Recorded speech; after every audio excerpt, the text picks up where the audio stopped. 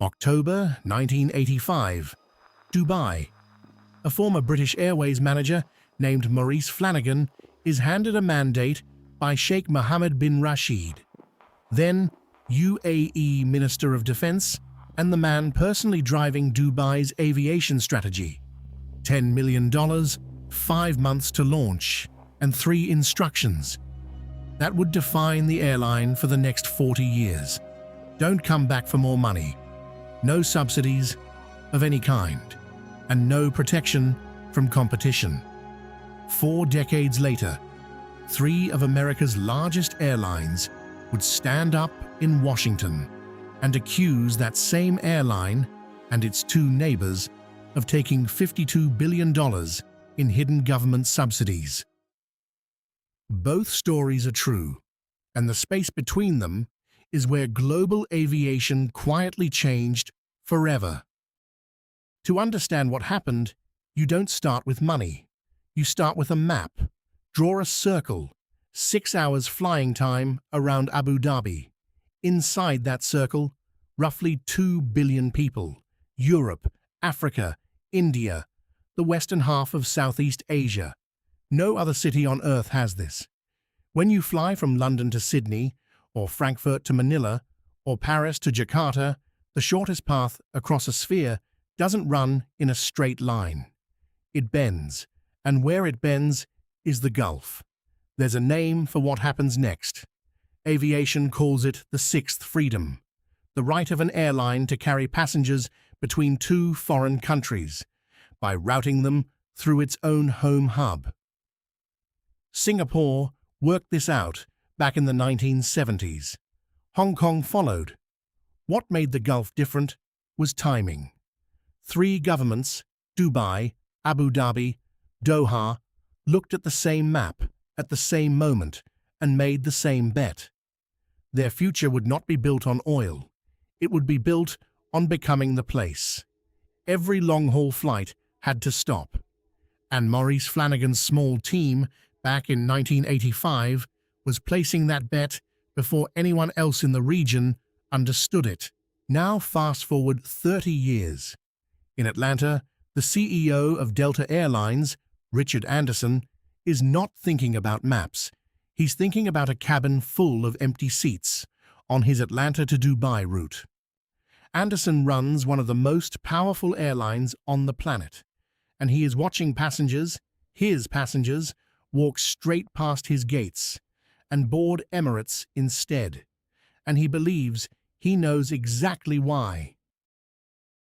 Early 2015, Delta, American, and United publish a 55-page report, and the claim inside it is precise.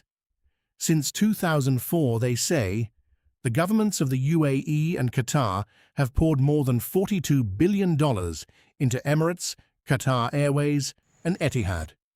Not as investment, as survival, interest-free loans, government loan guarantees, free land, subsidized airport facilities, no fuel taxes, no corporate income taxes, and the smoking gun would come later.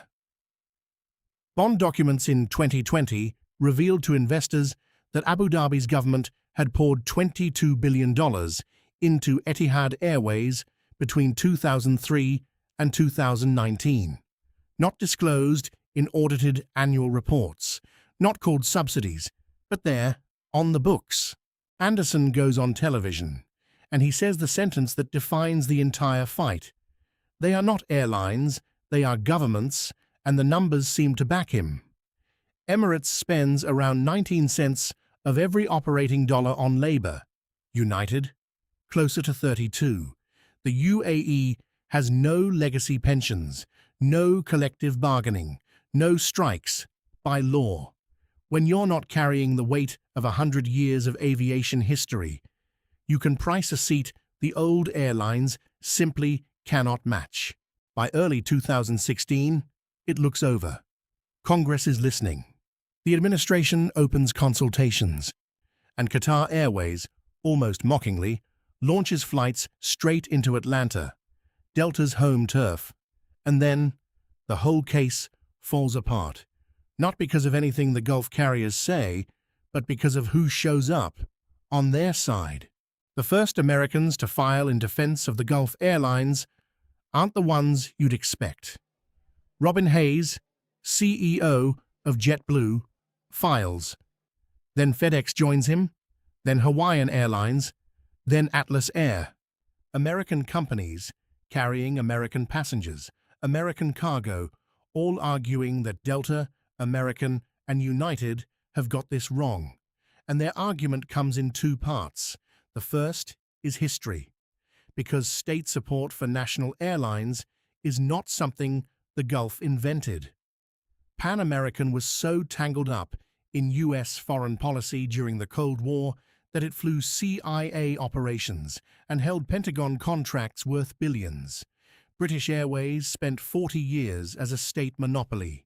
Air France, Lufthansa, KLM, all state-owned for decades, and Singapore Airlines, majority-owned to this day by Temasek, the Singapore government's own investment fund, and it wins Airline of the Year almost every other cycle. And then there's the mirror, the one the American carriers really don't want to look into. After September 11th, the US government handed its airlines $15 billion in cash and loan guarantees just to keep them flying. After COVID, more than $50 billion. The very same airlines, accusing the Gulf of unfair state support, had themselves been rescued by the state, twice, in 20 years. The second part of the argument is legal. The Open Skies treaties do allow retaliation against unfair subsidies, but only if those subsidies push prices so low that consumers are harmed. And here's the problem.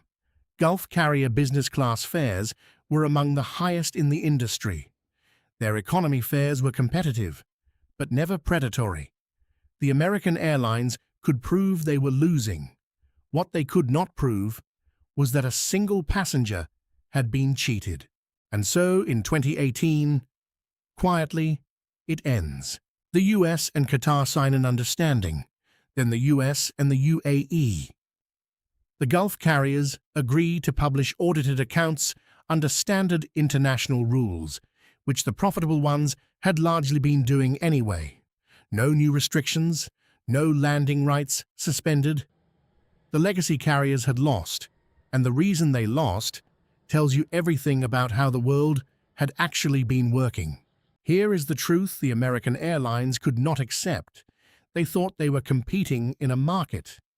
But the Gulf carriers were never really in that market.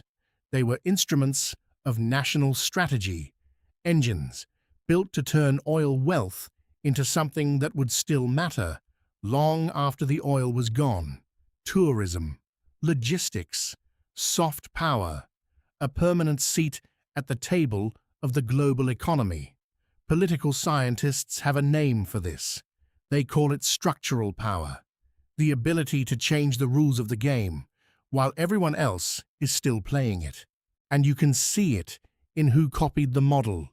Turkish Airlines now flies to more countries than any airline in history, state-backed. Ethiopian Airlines dominates African long-haul, state-owned. India is rebuilding Air India under the Tata Group with active government support. And even the Americans, the ones who lost the argument, kept the practice, quietly, through defense contracts, tax structures, pandemic bailouts. The Gulf carriers didn't break the rules of global aviation.